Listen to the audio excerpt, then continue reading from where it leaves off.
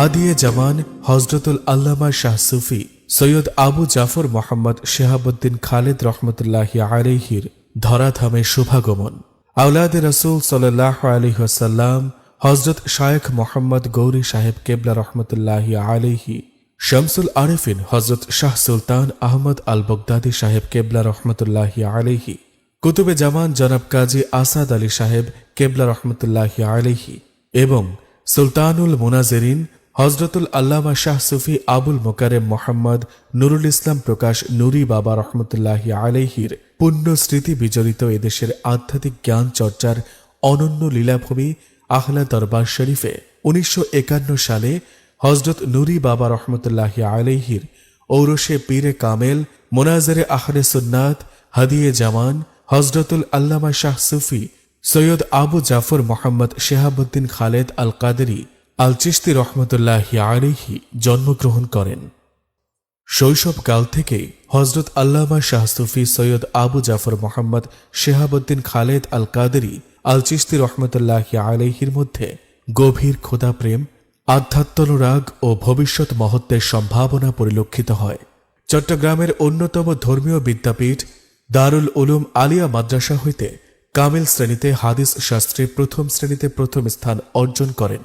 পরবর্তীতে চট্টগ্রাম সরকারি কলেজ থেকে রাষ্ট্রবিজ্ঞান বিষয়ে অনার্স ডিগ্রি সম্পন্ন করেন। তার শিক্ষা জীবনের একটি বৈশিষ্ট্য ছিল যে তিনি প্রত্যেক শ্রেণীতে প্রথম স্থান অর্জন করতেন। বিয়ে ও পারিবারিক জীবন।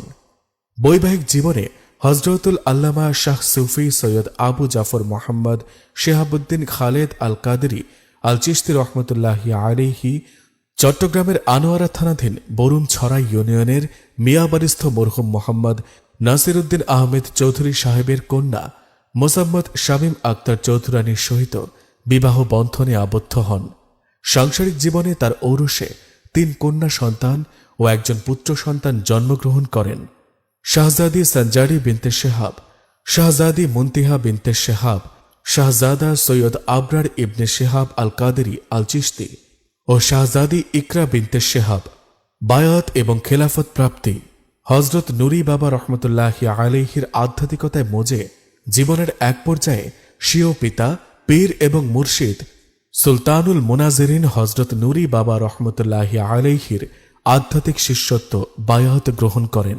হজরত বাবা ভান্ডারী কাদ্দাসাল্লাহু সিররাহুল আজিজ এর সুযোগ্য খলিফা এবং জনাব কাজী আসাদ আলী সাহেব কেবলা রহমতুল্লাহি আলাইহির বংশের অন্যতম আধ্যাত্মিক পুরুষ সুলতানুল মুনাজেরিন হজরতুল আল্লামা শাহ সুফি আবুল মোকাররেম মোহাম্মদ নুরুল ইসলাম আল কাদেরি আল চিশতি সাহেব কেবলা রহমতুল্লাহি আলাইহি 28 অগ্রহায়ণ 14 ডিসেম্বর 1976 ইংরেজি ভোর 6:22 বেসাল প্রাপ্ত হন। ওনার জাহিরি জীবদ্দশায় ওনার জ্যেষ্ঠ পুত্র রাহনুমায়ে শরিয়ত ওয়া তরিকত হাদিয়ে জামান মুনাজেরে আহলে সুন্নাত হজরতুল আল্লামা শাহ সুফি সৈয়দ আবু জাফর মোহাম্মদ শেহাবুদ্দিন খালেদ আল কাদেরি আল চিশতি সাহেব কেবলা রহমতুল্লাহি আলাইহিকে ওনার জাহিরি অবর্তমানে স্থলাভিষিক্ত সাজ্জাদানশীন ঘোষণা করেন। কালক্রমে আহলা দরবার শরীফ ভিত্তিক সুফি তত্ত্বচর্চা, তরিকত প্রচার ও প্রসারের ঐতিহ্যকে তিনি আরও সুসংগত ও শক্তিশালী করেন। হজরতুল আল্লামা শাহ সুফি সৈয়দ আবু জাফর মোহাম্মদ শেহাবুদ্দিন খালেদ রহমতুল্লাহি আলাইহির আমলে আহলা দরবার শরীফ ব্যাপক প্রতিষ্ঠা ও পরিচিতি লাভ করে। ইসলামের মূল রূপরেখা সুন্নিয়ত তথা আহলে সুন্নাত ওয়াল জামাতের প্রচার প্রসারে যাদের অবদান ও ত্যাগের কথা বিশ্বব্যাপী সমাদৃত এবং প্রশংসিত, তাদের মধ্যে হজরত মাওলানা শাহ সুফি সৈয়দ আবু জাফর মোহাম্মদ শেহাবুদ্দিন খালেদ আল কাদেরি আল চিশতি রহমতুল্লাহি আলাইহি অন্যতম। জাতীয় পর্যায়ে সুন্নিয়তের প্রাতিষ্ঠানিক রূপকার। আহলে সুন্নাত ওয়াল জামায়াতের আদর্শের আলোকে সুন্নিয়তকে প্রাতিষ্ঠানিক রূপ দেওয়ার লক্ষ্যে বাংলার জমিনে বাংলাদেশ ইসলামী ছাত্র সেনা প্রতিষ্ঠার এই স্বপ্নদ্রষ্টার পরিকল্পনা এবং পরামর্শে 1980 সালের 21 জানুয়ারি চট্টগ্রাম নগরীর দেব পাহাড়স্থ আহলা দরবার শরীফের খানকা শরীফ খানকায়ে কাদেরিয়া চিশতিয়া নুরিয়ায় দেশের শীর্ষস্থানীয় আলেম উলামাগণ এবং বিভিন্ন কলেজ বিশ্ববিদ্যালয়ের শিক্ষার্থীদের সহিত সমন্বয়পূর্বক সর্বপ্রথম 11 জন সদস্য নিয়ে তিনি সুন্নিয়তের একক অরাজনৈতিক সংগঠন বাংলাদেশ ইসলামী ছাত্র সেনা প্রতিষ্ঠার গুরুদায়িত্ব পালন করেন। তিনি ঢাকার এলিফ্যান্ট রোডের সিটি সুপার মার্কেটে, পরবর্তীতে জিন্নাত ম্যানশনে ছাত্র সেনার কেন্দ্রীয় অফিস স্থাপনের পদক্ষেপ গ্রহণ করেছিলেন। পরবর্তীতে সেই সংগঠন সারা বাংলাদেশব্যাপী অহিংস ছাত্র রাজনীতির মডেল হিসেবে রূপ নেয়। হজরত মাওলানা শাহ সুফি সৈয়দ আবু জাফর মোহাম্মদ শেহাবুদ্দিন খালেদ আল কাদেরী আল চিশতি রহমতুল্লাহি আলাইহি খোদা ভীরুতা ও নবী প্রেম, আম্বিয়া এবং আউলিয়া কেরামের প্রতি মোহাব্বত ছিল বর্ণনাতীত। তিনি নবী প্রেমের নিদর্শন স্বরূপ রাজধানীতে 1980 সালে 12 রবিউল আউয়াল শরীফের মূল দিবসে ব্যাপক এবং দৃষ্টিনন্দন আয়োজনের মাধ্যমে জশ্নে জুলসে ঈদে মিলাদুন নবী সাল্লাল্লাহু আলাইহি ওয়াসাল্লাম উদযাপনের পথিকৃত। তৎকালীন তার খানকা শরীফ শ্যামলী থেকে জুলুস বের করে পুরো ঢাকা শহর প্রদক্ষিণ শেষে জাতীয় প্রেসক্লাবের সামনে জশ্নে জুলুসের গুরুত্ব তুলে ধরে সারগর্ভ বক্তব্য রাখতেন এবং পরিশেষে মিরপুর মাজার শরীফে গিয়ে জুলুস সমাপ্ত করতেন। সেখানে জোহরের নামাজ শেষে মিলাদ মাহফিল, মোনাজাত ও তাবারক বিতরণ করা হতো। পূর্বাহ্নে মিরপুর মাজার প্রাঙ্গণে প্রশাসনিক ভবনে এক রক্তদান কর্মসূচির উদ্বোধন করা হয়। বস্তুত ঠিক সেই সময় সারা দেশে এই জুলুসের ব্যাপক প্রভাব পড়ে। বর্তমানে বিভিন্ন সংগঠন এবং দরবার শরীফের পক্ষ থেকে রাজধানীতে 12 রবিউল আউয়াল জশ্নে জুলুসে ঈদে মিলাদুন্নবী সাল্লাল্লাহু আলাইহি ওয়াসাল্লাম পালিত হচ্ছে। কিন্তু সর্বপ্রথম ব্যাপক আকারে দৃষ্টিনন্দন আয়োজকের ভূমিকা পালন করে হজরত মাওলানা শাহ সুফি সৈয়দ আবু জাফর মোহাম্মদ শেহাবুদ্দিন খালেদ আল কাদেরী আল চিশতি রহমতুল্লাহি আলাইহি ইতিহাসে স্থান করে নিয়েছেন। বর্তমানে তার সুযোগ্য সাহেবজাদা আহলে দরবার শরীফের সাজ্জাদানশীন শাহজাদা সৈয়দ আবরার ইবনে শিহাব আল কাদেরী আল চিশতি মাদ্দাজিল্লুহুল আলীর পরিচালনায় রাজধানীতে সেই ঐতিহাসিক জশ্নে জুলুস এবং ঈদে মিলাদুন্নবী সাল্লাল্লাহু আলাইহি ওয়াসাল্লাম উদযাপিত হচ্ছে। আহলা দরবার শরীফ এর তরিকত ভিত্তিক আধ্যাত্মিক সুফি সংগঠন আঞ্জুমানে আসাদিয়া নূরিয়া শেহাবিয়া প্রতিষ্ঠার মাধ্যমে দ্বীন ইসলাম তরিকত তথা সুন্নিয়ত প্রচারের পাশাপাশি সুফি দর্শনের আলোকে মানুষের কল্যাণে কাজ করে এবং রক্তদানের মাধ্যমে মানবিক ও সামাজিক দায়বদ্ধতা পূরণে অনন্য অবদান রেখেছেন। অসহায় রোগীদের কল্যাণার্থে প্রথম স্বেচ্ছায় রক্তদান কর্মসূচির প্রচলন করেন।